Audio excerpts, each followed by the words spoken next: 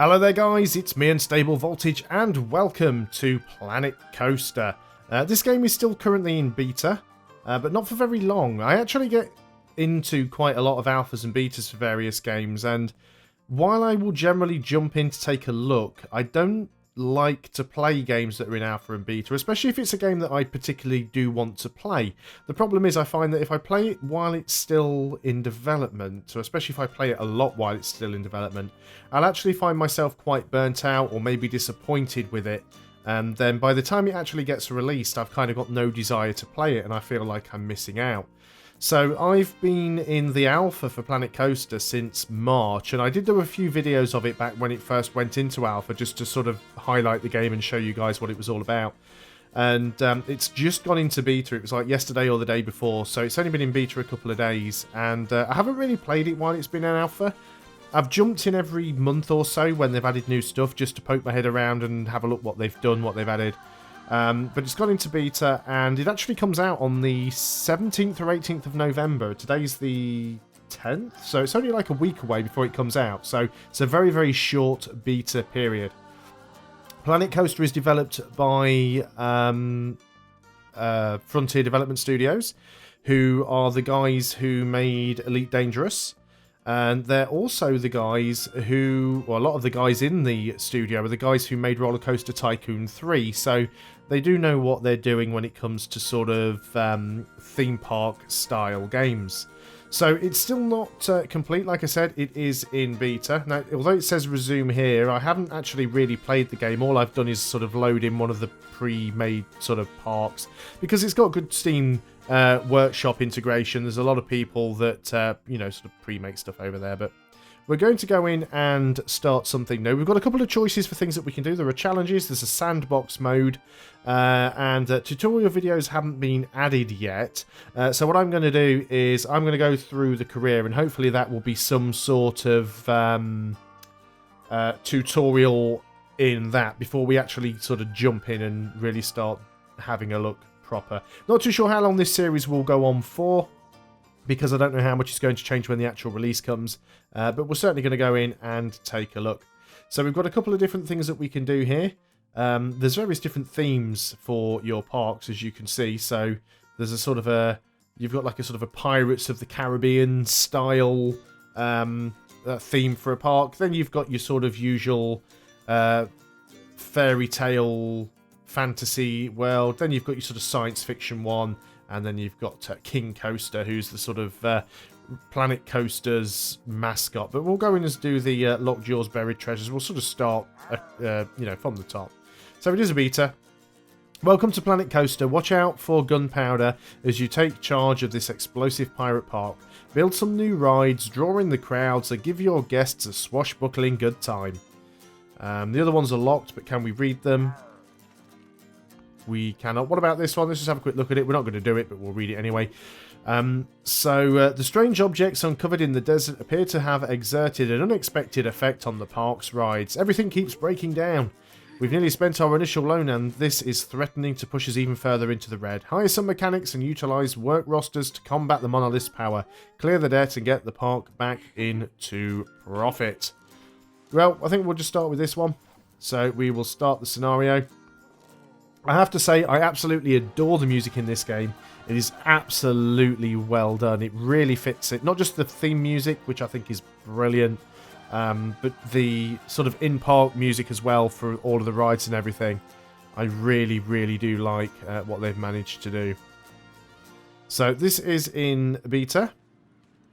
It likes to keep telling us that.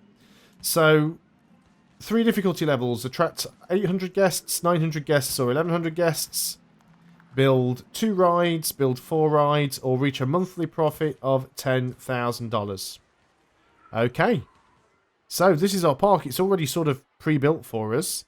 I haven't really messed around with my graphics options as much. I think I've just got everything whacked up to ultra. I am running an i7 processor, but I'm only running an i7 processor with a GeForce 770, so there might be a little bit of frame tearing and things in here. I'm not sure if there's a VSync option. Because I do get a lot of screen tearing unless I turn VSync on. VSync is not turned on. Hopefully it will apply that without causing too many problems. But yeah, if I just quickly show you in the settings there.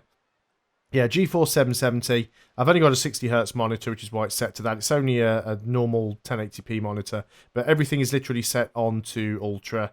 Background atmospherics aren't, but that is literally the preset Ultra. So it seems to be okay. Hopefully there'll be a little bit less screen tearing now that we've turned the VSync on. So we can go ahead and pause things up, which I think we probably should do, just until we've sort of decided what's going on around the park here, and we can see what we've got. So we've got a few shops around as well. If we go ahead and have a look down here, I'm still trying to work out the controls and everything. And this is a very, very good game because unlike the older games like Roller Coaster Tycoon and like Theme Park, because you don't have to necessarily build on a grid, everything is built on splines, and because you've got these modular buildings where you can, you can build these buildings. This will be a shop. The actual shop, if I go and look in shops and facilities, and we find the burger shop, and we don't necessarily want the blueprint. We just want the very, very basic shop. Custom burger shop. So the burger shop basically looks like this. I wish I could remember how to rotate it around. Is it the cursor keys? Is it Q and E? It is probably not, but that is basically what the shop looks like. The shop itself is a cube. And what you can then do is you can put that cube down, and then you can use all of... Where are they? Are they in building, or is it scenery? Small building, coaster station, other building, custom. Walls, doors and windows, roofs, decorations, wall signs. So you basically use all of these bits and pieces, and there's a lot of them. Let me just bring that out. This section that you're looking at here, this is just the walls.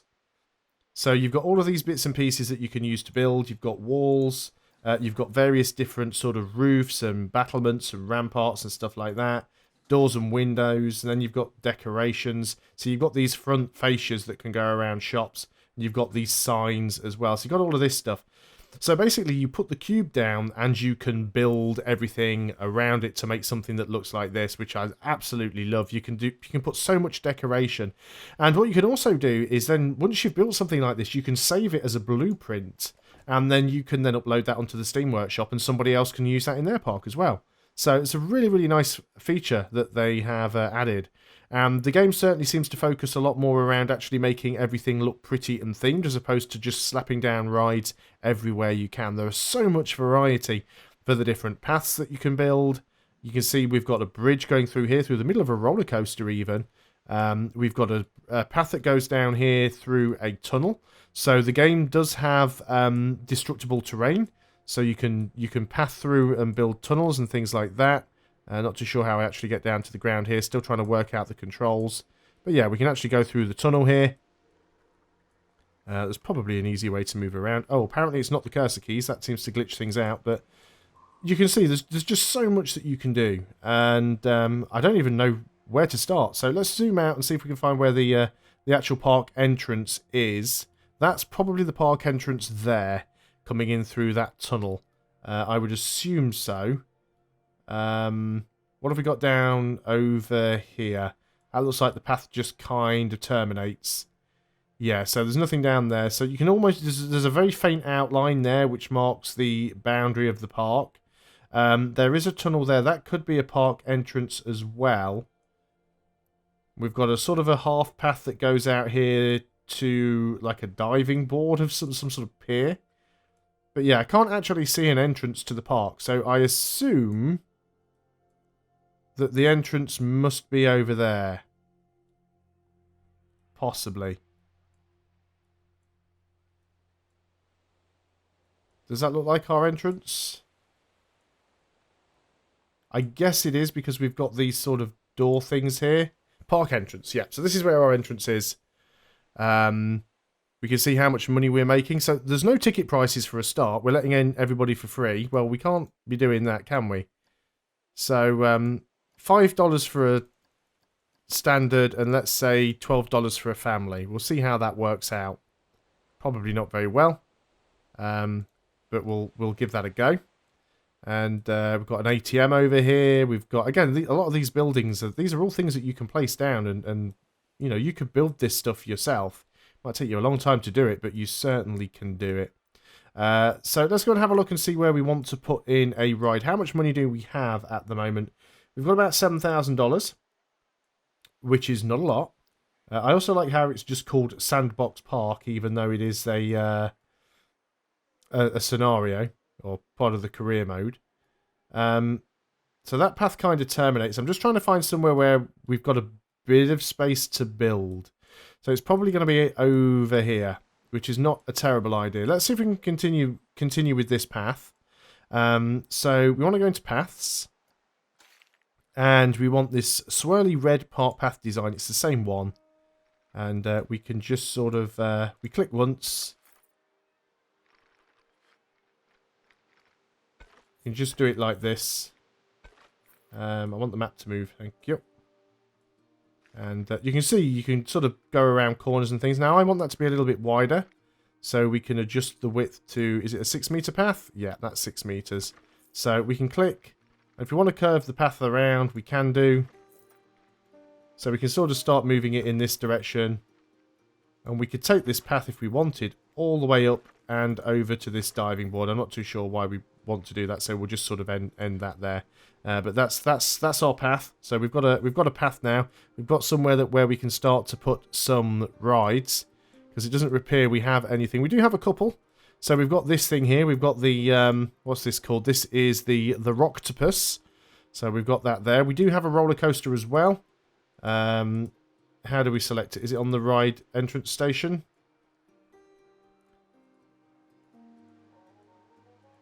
Trying to select it, but it's not letting me. Probably clicking on the wrong thing. Let's try and turn the camera around a little bit. This is the High Seas, this roller coaster. Okay, fair enough. So let's go ahead and think about getting ourselves another ride. So there's quite a few rides. I don't know if they're going to be adding more, whether they're going to be paid DLC, free DLC. But as you can see, there are coasters, there are track rides. So there's a relatively... Well, there's no list of coasters in here. I don't think we can build any of these yet. It's not showing them. You can custom build coasters, but yeah, the list is empty. There's track rides as well. There are a few rides. Maybe it's only showing the ones that we can afford. Maybe that's it. So what have we got here? We can get Insanity. We've already got a Rocktopus. We can get a Venetian Carousel, or we can get the Wild Blue. 1,600 versus 2,800. Well, we can actually afford both of them. Let's go ahead and get this one. As you can see, it's quite a large ride. Now, you can actually place the entrance and the exit wherever you want. I wish I knew how to rotate things in this.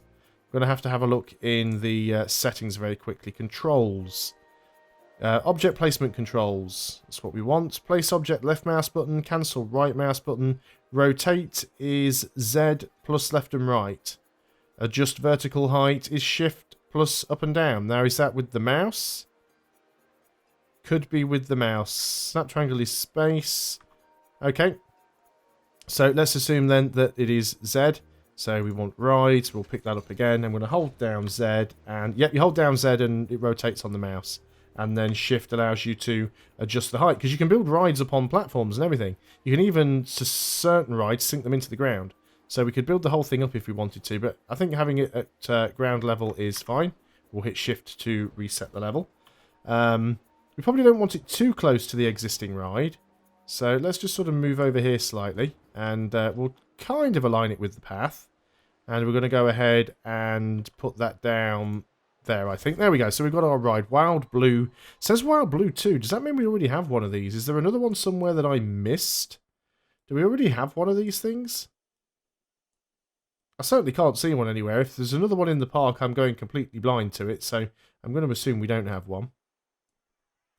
But that is our Wild Blue 2. We'll need to give it a name. Now, before we can do anything else, we need to place an entrance, place an exit, and connect it to the path. So we can choose which side we put the entrance on.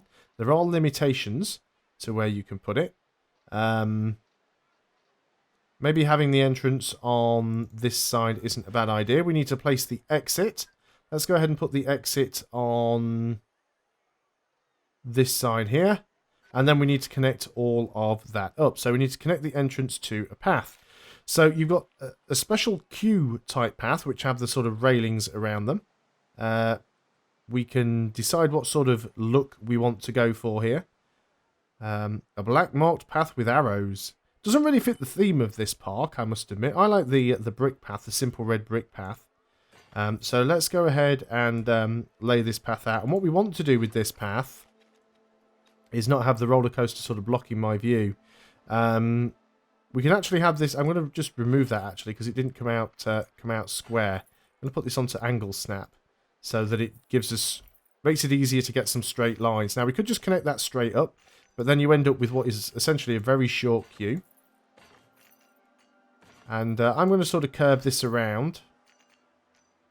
And I'm going to turn the angle snap off at this point. So as you can see, this queue is very squirrely, but we now have a queue that is connected up to the path.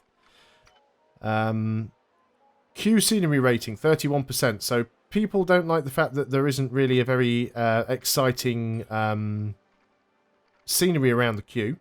We want some normal paths as well, because we need to connect the ride exit up. So let's go for our this sort of design again, but we want a smaller path. We can do it that way. And it'll automatically adjust the size for it to fit. Let's just go ahead and do that. It's a little bit messy. Let's see if we can not improve the scenery over here. So we've got some scenery. There's lots of things that we can choose from. So we could have like a little anchor or something sitting around. I mean, it does sort of fit the theme of the park. So we've got that. We've got a barrel bin as well. It's always worth having bins near your rides. Especially if people are going to sort of throw up. And there's cannons and things. You can actually get these things to fire as well. A lot of these things are sort of animatronic and do actually work, which I think is absolutely fantastic. You've also got effects that you can do, like smoke and stuff like that. I mean, look, there's a Grand Galleon. Look at the size of that thing. You don't want to put that next to the queue. It's like, where would you put anything else, you know? But we could go ahead and sort of put one of these in around somewhere next to the sort of cannon maybe, and I'm not obviously spending a lot of time on what I'm doing. These archways I love. I absolutely love these. If I can rotate that round. Looks like it's floating slightly off the ground, which is not ideal. But if we can go and set that into the ground somewhere. It keeps moving it for me, which I don't like. Let's go and set it sort of there. I think that is absolutely fantastic there. So they can just sort of walk through that. Now, if we look on the ride now, if we select the ride, you see the queue scenery's gone up to 43. So there is certainly... It's not a case of just doing the scenery is optional. It's like you have to do it. It is now part of the game. And this is something that these other sort of theme park style games didn't really take into consideration that much. We've got music speakers. So we can put these speakers around to actually play music for people while they're in the queue, which is a very sort of theme park-esque things. Normally you'd want to sort of hide them somewhere a little bit, but we can place those around. So while people are in the queue, they're going to get music from the park. It's really weird because you have to push left and right to rotate. It's not just a case of pushing in the direction that you want that to go. I guess we can customize these and tell it what music we want it to play. Yeah, so we don't want it to play Western. We want it to play Sailing the High Seas, and we probably want them all to do that. So toggle advanced, move, rotate, duplicate, move.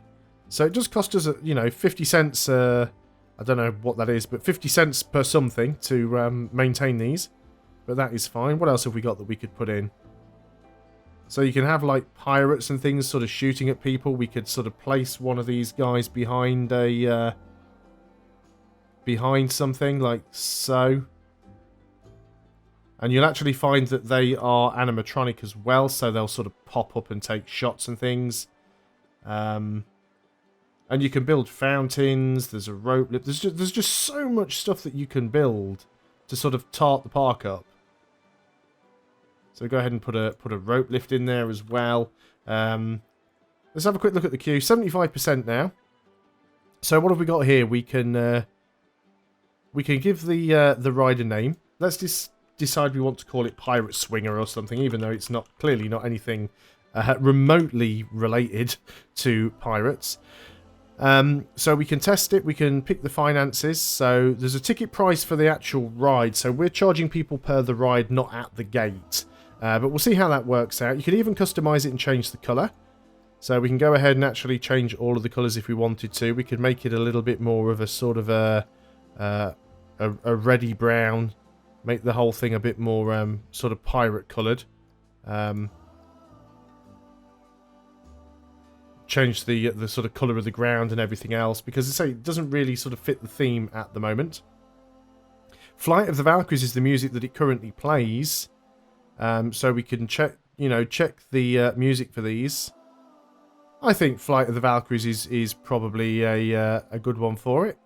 I don't think we really need to change that. We can move the entrance and stuff around. And operations, what does that allow us to do? Minimum rider load, so it has to have half of the passengers before it can go. Minimum wait time and maximum wait time before it goes. We can enable priority passes. Maintenance. And sequence. Not too sure what these are for. Click and drag animations to change your ride sequence. Right, so some rides you can actually customize the what the ride does. That's very interesting. So we need to start a test before we can open it. And we need to unpause the game. So let's go ahead and take the game off pause now. So as you can see over here, the cannons... Let's go ahead and just remove the scenery tab. You can see that the cannons are firing and this guy's popping up from behind the barrels and shooting. So I really do like the attention to detail in this game. So we can hear it playing Ride of the Valkyries. Hopefully it's not going to be too loud because I don't want to end up getting copyright strikes on this video. It does tend to happen sometimes, but it's not too loud. So if I zoom out, you shouldn't be able to hear it quite as much. Not too sure how much of the music they've used, but you can see people sort of...